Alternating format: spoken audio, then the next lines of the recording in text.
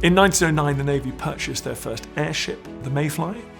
The first pilot is Lieutenant Colmore. He puts himself through flight training, pays for his own training, and then he's in position to become the first pilot of the Royal Navy Air Service.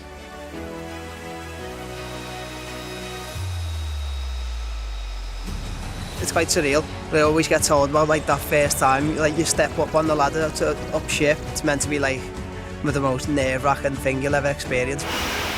Watching an F-35 take off or land is just incredible. It's a proper pinch-me moment. You see them on the TV and all sorts like that, but when you see them in real life, it's pretty surreal actually. It's mental. Some people believe the First World War will be over by Christmas. It obviously certainly wasn't. But what did happen though on Christmas Day 1914 was an extraordinary raid. The first naval airstrike in history. This is an entirely new way of making war. And clever people sat up and noticed. It could transform war at sea.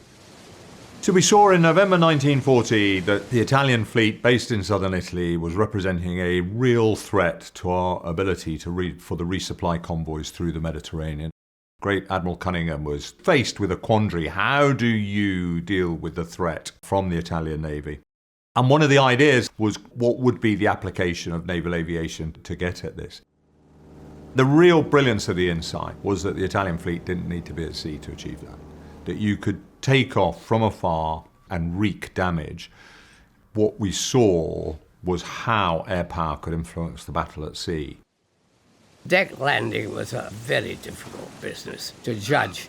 I mean, the back end of the vessel, the worst we had was it was moving through an arc of 60 feet. Now, that was virtually impossible for landing, but we were up there and had to get back. Our real targets were the Focke-Wulf 200. On our very first voyage, the CO set the inner engine of the Condor and fire. They opened fire. A cannon shell went clean through the underbody of the aircraft and killed him. We went up to Scapa Flow and we picked up this convoy and we escorted her up to Murmansk, Russia, and Bear Island. Astern of us was another ship, escort carrier called HMS Naval. All of a sudden, I saw this blue flash, and it was a U-boat that fired, and the torpedo it fired, it hit the naval. I reckon she's going to sink. The first 3 convoys were down to Gibraltar and back. Then after that, it came to the Russian convoys, and I did 8 of those.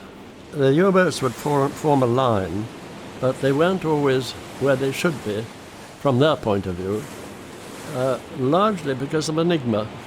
The swordfish fly around the convoy all the time, or largely all the time, and the submarines don't like that. They have to go down. And if they're not in the line of the convoy, then they can't do much damage. In the Falklands engagement, when someone came across an Argentine aircraft, it happened like that. It was split-second activity, because at that moment, it's them or you, and you've got to be right on it. I have vivid memories of the attack on Sir Galahad. After assessing it, looking down on this sad, tragic aftermath, we set up a low-altitude combat air patrol right over the top of them. I wanted them to know we were there, and also we were determined not to let anybody come back and attack again. After leaving Gibraltar, we were put under immense attack. The captain of the U-boat fired 4 torpedoes, all of which struck us. We were 26 in all, and we all tied ourselves together. And obviously hypothermia was setting in. It is a horrible thing to realize that your companions are just not surviving.